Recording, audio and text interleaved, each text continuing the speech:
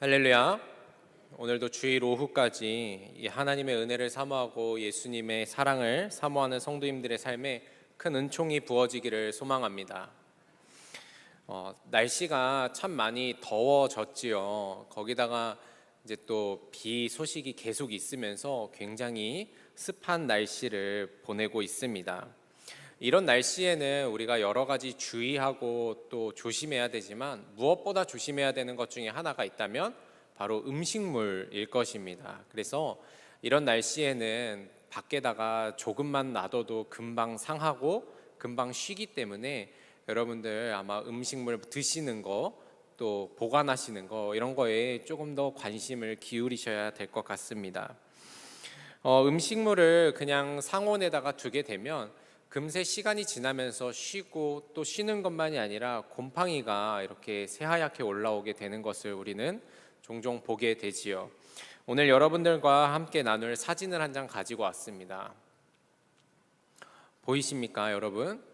아마 겨울철에 귤 드시다가 까먹고 어디 내버려 두셨다가 발견하시면 저런 모양새의 귤들을 좀 발견하게 되실 수 있을 것 같습니다.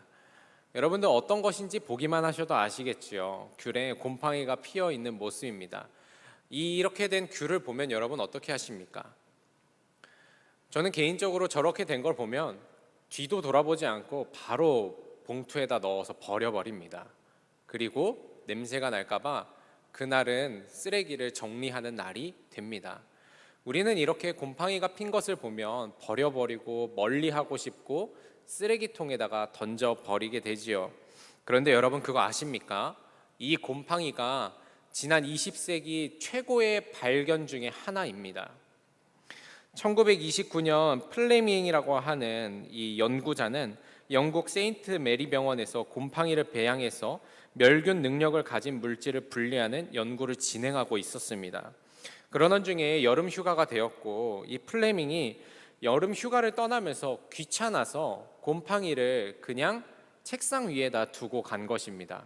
그리고 휴가를 다녀오니까 이 책상 위에 있던 곰팡이가 여기저기 퍼져서 세균을 배양하고 있던 곳에까지 다다르게 되었는데 살펴보니 이 곰팡이가 있는 곳에는 세균이 증식하지 못한다라는 것을 발견하게 됩니다.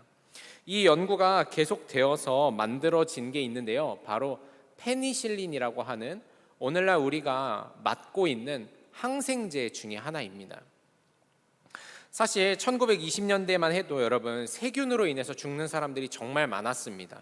당시에 위생관념이나 이런 것들이 굉장히 부족했기 때문에 또 병균이라고 하는 것, 질병이라고 하는 것에 대해서 분명하게 밝혀지지 않았기 때문에 세균으로 인해서 죽는 사람이 참 많았는데 대표적으로 폐렴, 홍열, 매독, 파상풍, 괴저 등 이런 병들에 의해서 쉽게 사람이 죽어나갔는데 이 질병들과의 전쟁에서 승리할 수 있도록 만들어준 게 무엇이었냐면 이 곰팡이였다라는 겁니다. 여러분, 내 눈에 보기에는 그냥 썩은 것이고 버려버려야 할 것이고 나와 멀리해야 할 곰팡이이지만 정말 필요 없어지게 만드는 물건이지만 과학의 눈으로 현미경으로 바라보니까 세상에서 가장 유익한 약이 되었다라는 것이죠. 여러분, 이처럼 때때로 우리 삶에는 무익하다고 생각했던 것들이 놀랍게도 유익한 것이 되기도 합니다. 오늘 저는 여러분과 함께 무익이 어떻게 유익으로 변하게 되는가 이것에 관하여 함께 나누고자 합니다. 성경에는 수많은 인물들이 나오는데요. 어떤 인물들은 참 본받을 만한 사람들이고 참 따라가야 할 만한 사람들로 나오기도 합니다. 그리고 동시에 참 가치 없어 보이는 사람도 성경에는 많이 나옵니다. 참 왜 저러고 살까 하는 사람도 성경에는 나옵니다. 아마 오늘 우리가 읽은 이 빌레몬서에 나오는 오네시모라고 하는 사람은 성경에서 가장 무익한 사람 중에 한 명일 것입니다. 오늘 우리가 읽은 빌레몬서는 사도 바울이 빌레몬이라고 하는 사람에게 쓴 편지입니다. 이 빌레몬은 바울의 에베소 선교 당시에 회심을 하고 예수를 믿은 사람이었습니다. 그리고 나서 그는 교회 안에서 굉장히 큰 역할을 감당하는 사람이었습니다. 바울은 그를 보고 나의 사랑하는 자요, 나의 동역자라고 이야기할 정도로 교회에서 굉장히 영향력 있고 수많은 일을 감당했던 사람, 바울이 목회적으로 의지했던 사람이 바로 이 빌레몬이라는 사람이었습니다. 특별히 빌레몬의 집에서 당시에 교회가 모였었는데, 이 빌레몬이 얼마나 소문이 좋게 났냐면 주변에 있는 사람들이 빌레몬 하면은 믿음 좋은 사람으로 다 엄지손가락을 치켜들 만큼 대단한 사람이었습니다. 나중에 그는 후에 골로새의 감독이 되어가지고 하나님 앞에서 쓰임 받다가 네로 황제의 박해 때 온 가족이 돌에 맞아 죽는 순교까지 하는 정말로 믿음의 산 모범입니다. 그런 빌레몬에게 사도 바울이 편지를 쓰는데 이 편지의 목적이 아주 특별합니다. 뭐냐면 오네시모라고 하는 사람을 용서해 줘라라고 하는 목적으로 오늘 이 빌레몬서를 쓴 겁니다. 그러면 이 오네시모는 누구인가? 그의 이름은 유익한 자라는 뜻을 가지고 있는데 사실 그는 유익한 자가 아니었습니다. 이 사람은 빌레몬의 집에 속한 종 중에 한 명이었습니다. 그런데 그가 어느 날 사라져 버린 거예요. 나중에 알고 보니까 오네시모가 이 종살이를 피해서 도망을 친 겁니다. 그런데 여러분, 도망칠 때 그냥 도망칩니까? 오늘날에도 가끔 보면은 가출하는 애들 있죠, 그죠? 여러분, 가출할 때 빈손으로 가출합니까? 아니면 엄마 지갑 털어갑니까? 100이면 100, 지갑을 털어가죠. 나가서도 먹고는 살아야 되잖아요. 그래서 오네시모도 그냥 도망친 게 아니라 빌레몬의 집에 있는 물건을 좀 훔쳐서 달아났던 것 같습니다. 그렇게 도망을 친 이 오네시모, 그 사람을 사도 바울은 빌레몬에게 용서해 주라고 하는 거예요. 지난번 부흥회 때 부흥 강사님이 노예에 대해서 정확하게 좀 설명을 해주셨었는데, 그때 뭐라 그러셨냐면 로마 시대의 노예가 말하는 당나귀와 같은 존재였다라고 이야기를 하셨었죠. 여러분, 당나귀가 어느 날 재산을 훔쳐가지고 도망을 쳤다라고 하면 얼마나 이 주인이 화가 났겠습니까? 지금이야 노예라는 개념이 희미하고 이해하기 어려운 사회의 모습이지만 당시만 해도 여러분, 이 사건은 말도 안 되는 사건 중에 하나였었습니다. 그리고 나서 당장 이 사람이 빌레몬은 이 오네시모를 잡아다가 때려 죽여도 할 말이 없을 만큼 화가 나는 상황이었습니다. 그런데 그렇게 도망친 오네시모가 나가서 또 잘 산 것도 아닙니다. 도망쳐서 뭔 일을 했는지 감옥에 갇힌 거예요. 감옥에 갇혔는데 놀랍게도 그 감옥에 누가 있었냐면 사도 바울이 있었습니다. 바울은 그 오네시모에게 복음을 전했고 오네시모는 복음을 듣고 예수님을 영접하고 그리스도인이 되었습니다. 당시 로마법에는 이렇게 도망친 노예가 잡히게 되면요, 이 노예는 사람이 아니라 사실은 재산의 하나로 여겼기 때문에 재산을 얻었으니까 로마의 그 정부에서 주인에게 돌려줬습니다. 그렇게 돌려주면 이제 주인이 이 노예를 엄벌을 하든지 죽이든지 살리든지 알아서 하는 거였습니다. 이제 오네시모도 감옥에 갇혔으니까 이 군인들이 빌레몬의 집에 돌려보내주는 거예요. 그렇게 돌아가야 되는 오네시모에게 사도 바울이 편지를 하나 써서 준 게 있는데 바로 오늘 빌레몬서라는 거죠. 이 빌레몬서에 보면 놀라운 이야기가 아주 많이 들어있는데 특별히 오늘 우리가 주목해서 보고자 하는 본문은 11절 말씀입니다. 빌레몬서 1장 11절 다시 한번 읽어보면 그가 전에는 내게 무익하였으나 이제는 나와 내게 유익함으로 라고 이야기를 합니다. 오늘 사도 바울이 빌레몬에게 뭐라고 말하냐면 오네시모라는 이 사람이 전까지는 내게 무익한 사람이었지만 이제는 나에게 그리고 너에게도 유익한 사람이 되었다라고 말하는 겁니다. 여러분, 생각해 보면 말도 안 되는 이야기죠. 어떻게 도망친 종이 거기다가 재산을 훔쳐서 달아난 이놈이 어떻게 유익한 사람이 됩니까? 그가 어떻게 주인에게 필요한 사람이라고 말할 수 있습니까? 바울이 말도 안 되는 이야기를 하는 거예요. 그런데 16절에 가면 더 기가 막힌 말이 나옵니다. 빌레몬서 1장 16절에 이후로는 종과 같이 대하지 아니하고 종 이상으로 곧 사랑받는 형제로 둘 자라. 바울이 한술 더 뜨는 거예요. 종과 같이 대하지 말고 용서해 주는 건 넘어서서 사랑받는 형제로 두라고 하는 겁니다. 여러분, 종이 어떻게 주인과 형제가 될 수 있습니까? 말도 안 되는 일이지요. 가축이 어떻게 주인과 형제가 될 수 있습니까? 무익은 무익한 것이지 결코 유익한 것이 될 수 없다라는 거죠. 그러나 사도 바울은 말합니다. 이 무익이 이제 유익이 되었고 종이 형제가 되었다. 어떻게 이런 일이 일어날 수 있을까? 무익이 어떻게 유익이 될 수 있을까? 인간적인 눈으로 보거나 인간적인 생각으로는 절대 불가능한 일입니다. 그러나 이 일을 가능하게 하는 한 가지가 있는데 바로 예수 그리스도, 복음입니다. 사도 바울이 오네시모가 무익한 사람에서 유익한 사람이 되었다라고 말할 수 있는 단 한 가지 이유는 그가 복음을 받아들였기 때문입니다. 빌레몬서 1장 10절에 보면 갇힌 중에서 낳은 아들 오네시모를 위하여 내게 간구하노라. 사도 바울이 뭐라 그러냐면 내가 이 사람을 감옥 중에서 낳았다라고 말합니다. 오네시모가 아들이라고 말하는 거예요. 오네시모가 예수 그리스도를 믿고 이전의 삶은 완전히 버려버렸고 이제는 새로운 사람이 되었다라고 이야기를 하는 겁니다. 다시 말하면 사도 바울이 무익한 사람 오네시모가 유익한 사람이 되었다고 말하는 근거는 다른 것이 아니라 바로 복음, 예수 그리스도에 있었다라는 사실입니다. 설교를 시작하면서 여러분과 곰팡이가 눈으로 보기에는 썩은 것처럼 아무 쓸데없는 것으로 보인다 하지만 과학과 현미경으로 보면 인류를 구원하는 약이 될 수 있다라고 이야기를 했습니다. 여러분, 마찬가지입니다. 무익한 사람이라도, 아무리 무익한 것이라도 복음 안에서 보면, 예수 그리스도 안에서 보면 유익한 사람, 유익한 것이 됩니다. 여러분, 무익하다는 건 무슨 뜻입니까? 쓸모가 없다는 거죠. 도움이 안 된다는 겁니다. 필요가 없다는 겁니다. 그렇기 때문에 무익하다는 것은 당장 버려야 하고 잘라내야 하고 떨어져야 한다는 것을 의미합니다. 여러분, 이 무익하다는 것은 사람만을 의미하는 건 아닙니다. 우리 삶에는요, 무익한 상황이 있고요, 무익한 경험이 있고요, 무익한 무언가가 너무도 많이 있습니다. 그러나 오늘 성경이 뭐라 그러는가? 복음 안에서 바라보면 그 무익한 것들이, 그 무익한 상황과 그 무익한 경험들이 유익한 상황이 되고 유익한 경험이 되고 유익한 것이 된다라는 이야기를 하고 있는 겁니다. 여러분, 그렇습니다. 예수 그리스도 안에서 무익은요, 유익이 됩니다.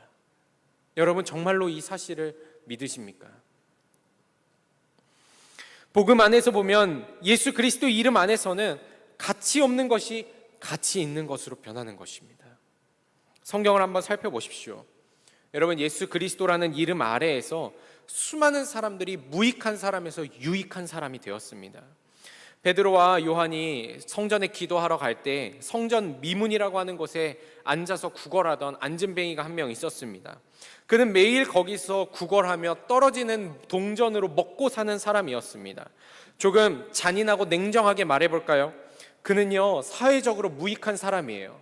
사회적으로 쓸모가 없는 사람입니다. 성전의 입장에서 보면 그 사람은 미문에 앉아서 오고 가는 사람들 불편하게 만드는, 당장 내쫓아버려야 될 만한 사람이었어요. 그런데 그에게 베드로와 요한이 예수 그리스도라는 이름을 주어졌을 때 여러분, 그의 존재 자체가 변하게 됩니다. 그가 하나님을 찬양하게 되고 일어나 걷고 뛰며 성전으로 돌아가는 사람이 된 것이에요. 그런데 여러분, 이 이야기가 여기서 끝나질 않습니다. 그가 걷고 뛰는 걸 보고 사람들이 놀랐습니다. 그래서 물어봤어요. 어떻게 된 일이냐? 그러자 이 안진뱅이가 갑자기 자신을 치유해 주었던 베드로와 요한을 붙잡는 겁니다. 그러면서 사람들이 신기한 광경에 솔로몬이나 행각이라고 하는 곳에 사람들이 모여들었고 베드로가 그 자리에서 일어나서 담대하게 하나님의 복음을 선포하니까 그날 예수를 믿은 자가 5,000명이나 되었다라는 기록이 있습니다. 사도행전 4장 4절에 보니까 말씀을 들은 사람 중에 믿는 자가 많으니 남자의 수가 약 5,000이나 되었더라. 여러분, 잘 보십시오. 그는 무익한 사람이었습니다. 평생을 성전 문 앞에 앉아서 구걸하는 인생이었습니다. 그러나 그가 예수의 이름을 받았을 때 그는 더 이상 무익한 사람이 아니에요. 그는 유익한 사람이 되었습니다. 그를 통해서 일어난 사건이 초대교회를 만들었고 초대교회의 부흥의 역사를 일으켰다라는 겁니다. 여러분, 예수 그리스도의 이름 안에서는 존재가 바뀌는 것입니다. 모든 무익한 것이 예수의 이름 안에서 유익한 것이 되는 역사가 일어날 줄로 믿습니다. 사랑하는 성도 여러분, 여러분의 삶을 한번 돌아보십시오. 인생을 살면서 유익한 것만 있었습니까? 삶의 모든 순간과 상황들이, 또 만나는 사람들이 다 여러분에게 유익하였습니까? 아마 아닐 것입니다. 아마 여러분에게는요, 이 오네시모와 같은 사람이 있었을 거예요. 오네시모와 같은 상황이 있었을 테고, 오네시모와 같은 경험들이 여러분 가운데 있었을 겁니다. 무익한 상황, 무익한 순간, 필요 없는 상황, 필요 없는 순간, 무의미한 상황, 그리고 오히려 내 인생에 방해가 되고 걸림돌이 되는 순간들이 여러분의 삶에도, 저의 삶에도 분명히 있었습니다. 개인적으로 간증을 하나 하자면, 여러분들이 보시기에 제가 그래도 좀 빈티가 나 보이진 않지 않습니까? 그죠? 네. 그런데 여러분, 저는 정말 가난하게 살았었습니다. 어린 시절에 이제 상가에서 어머니가 작은 미용실을 하셨는데, 그 미용실 쪽방에서 어머니와 둘이 살았었습니다. 화장실이 없어서 상가에 있는 화장실을 이용할 정도로, 어린 시절에는 화장실이 없으니까 그 페트병에 오줌을 담아서 하수구에 버리면서 그렇게 살았었습니다. 지금 돌아보면 얼마나 그 시간이 감사한지 모릅니다. 내 인생에 없었으면 하는 순간일 수도 있어요. 내 인생에 이런 가난이 다시는 일어나지 않았으면 좋겠다, 이렇게 생각할 수도 있지만, 제가 그 시간 속에서 하나님을 믿었고 복음의 씨앗이 제 안에 심겨졌다라는 사실을 내가 예수님을 만나고 나서 깨닫게 된 거예요. 여러분, 얼마나 감사하고 유익한 시간이었는지 모릅니다. 아마 여러분 중에도 그런 생각하셨을 분들 있을 겁니다. 이 무익한 순간이, 이 무익한 사람이, 이 무익한 경험과 상황이 내 삶에 없었으면 좋았을 것을. 그런데 여러분, 그거 아십니까? 예수님의 눈으로 보면, 복음이라고 하는 렌즈를 딱 끼고 보면 그것이 유익한 것으로 변하는 거예요. 그 무익한 사람이 예수 안에서 보면 유익한 사람이 되는 겁니다. 그 무익한 상황과 환경과 경험이 예수 안에서 보면 유익한 상황과 환경이 되는 겁니다. 여러분, 이게 신앙이 얼마나 놀라운 비밀인지 모릅니다.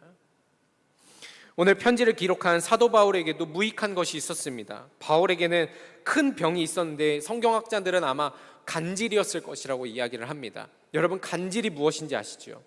약 먹는 시간을 조금만 늦춰도 그냥 거품을 물고 쓰러지는 거예요. 저는 신학교 시절에 지하철을 많이 타고 다녔는데 지하철에서 몇 번 보았습니다. 갑자기 거품을 물면서 쓰러지는 거예요, 사람이. 여러분, 사도 바울이 복음을 전하는 사람이고 하나님의 말씀을 이렇게 강단에 서서 전하는 사람인데 간질이 있었어요. 그가 복음을 전하다 개거품을 물고 쓰러지는 겁니다. 얼마나 마음이 힘들었을까요? 그에게 이 간질이라는 병은 얼마나 무익한 것이었을까? 그래서 사도 바울이 이 병을 두고 사탄의 사자라고 이야기를 합니다. 그리고 이 병이 간절히 낫기를 위해서 하나님 앞에 간구하는데, 그런 그에게 하나님이 이렇게 응답하십니다. 고린도후서 12장 9절에서 10절에 보니까, 나에게 이르시기를 내 은혜가 내게 족하도다. 이는 내 능력이 약한 데서 온전하여 짐이라 하신지라. 그러므로 도리어 크게 기뻐함으로 나의 여러 약한 것들에 대하여 자랑하리니 이는 그리스도의 능력이 내게 머물게 하려 함이라. 그러므로 내가 그리스도를 위하여 약한 것들과 능력과 궁핍과 박해와 곤고를 기뻐하노니 이는 내가 약한 그때에 강함이라. 바울이 자신의 이 무익함, 연약함, 사탄과 같은 이것을 자랑하기 시작을 하는 겁니다. 이게 너무 나에게 유익하다고 온 세상에 떠벌리고 다니는 거예요. 무엇입니까? 예수의 이름 안에서 보면 무익한 것이 유익한 것으로 변한다라는 것입니다. 여러분, 우리를 구원하는 십자가를 한번 보십시오. 이 십자가는 여러분 사실 무익한 것입니다. 어떤 사람들은 십자가가 성스럽다고 이야기를 합니다. 여러분, 이것은요 형틀이에요. 로마 시대의 가장 잔인한 형벌입니다. 사람들은 십자가를 보면서 가까이 하지 말아야 한다고 생각했고, 십자가에 달린 사람들을 보면서 부모는 아이들에게 너는 저런 인간이 되어서는 안 된다라고 가르쳤었습니다. 그게 바로 십자가였습니다. 그러나 이 십자가에 예수님이 달리셨을 때, 그 모욕의 자리, 멸시의 자리에 주님이 서셨을 때 십자가가 능력이 되고 십자가가 유익한 것이 되는 것입니다. 고린도전서 1장 18절에 보니까 십자가의 도가 멸망하는 자들에게는 미련한 것이요 구원을 받는 우리에게는 하나님의 능력이라. 그렇습니다. 우리는 이미 십자가를 통해서 무익을 유익으로 바꾸시는 예수님, 그 예수님을 경험한 사람들입니다. 예수님이 가시는 곳곳마다 무익한 자가 유익한 자가 되고, 예수님이 가시는 곳마다 무익한 상황이 유익한 상황으로 변화되는 것입니다. 내 인생에 하등 도움 안 되는 것들이 예수님의 눈으로 바라보고 복음 안에서 바라보면 세상에 감사한 것으로 변하게 되는 역사가 일어난다라는 사실이지요.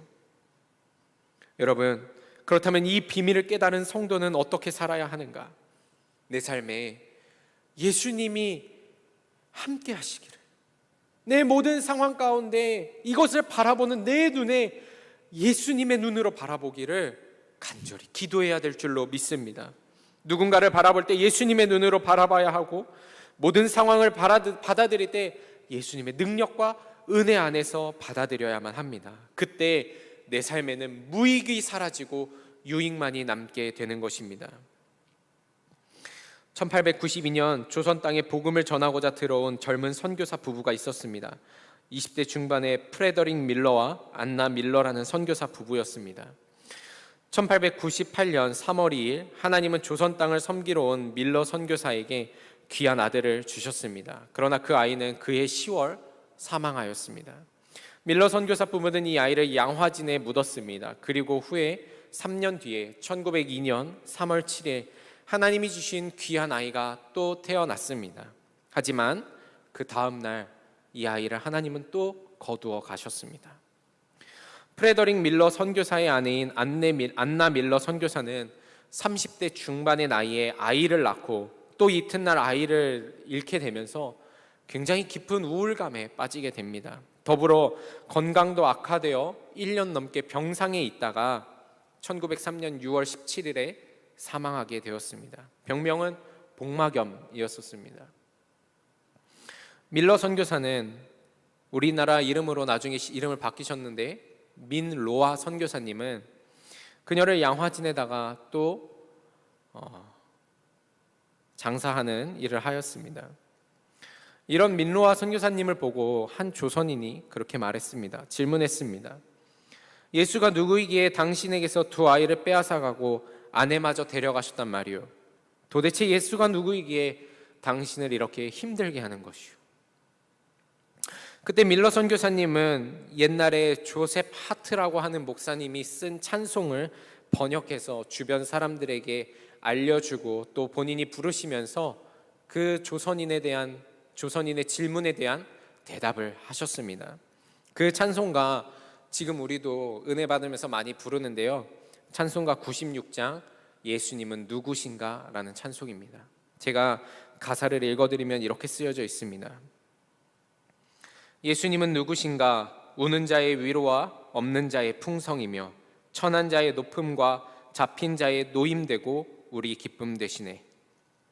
예수님은 누구신가? 약한 자의 강함과 눈먼 자의 빛이시며 병든 자의 고침과 죽은 자의 부활되고 우리 생명 되시네. 예수님은 누구신가? 추한 자의 정함과 죽을 자의 생명이며 죄인들의 중보와 멸망자의 구원되고 우리 평화 되시네. 예수님은 누구신가? 온 교회의 머리와 온 세상의 구주시며 모든 왕의 왕이요 심판하실 주님 되고 우리 영광 되시네.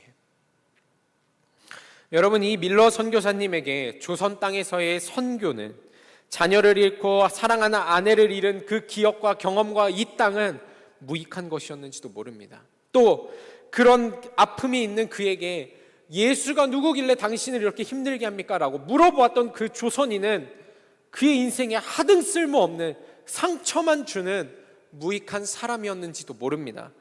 그러나 밀러 선교사님은 예수님의 눈과 마음으로 예수님 안에서 상황을 바라보고 복음 안에서 그 사람을 바라보았습니다. 그러자 하나님은 그 고통과 무익함을 들어서 유익함과 은혜로 바꾸시고 예수님의 사랑을 느끼게 하셨습니다. 그리고 그 사랑으로 말미암아 지금 우리도 이 찬양을 부르면서 수많은 위로를 얻고 수많은 유익을 경험하고 있습니다. 사랑하는 성도 여러분, 이제 이 은혜의 역사가 저의 삶에, 여러분들의 삶에 일어나게 되기를 소망합니다. 오늘 무익을 유익으로 바꾸시는 예수 그리스도의 능력, 복음의 능력을 경험하게 되시기를 소망합니다.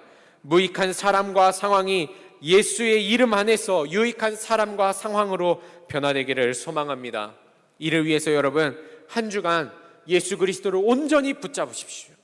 여러분 간절히 기도하시면서 내 눈이 아니라 주님의 눈으로, 복음의 눈으로 상황과 환경을 바라보게 하소서 간절히 기도하시고 선포하십시오.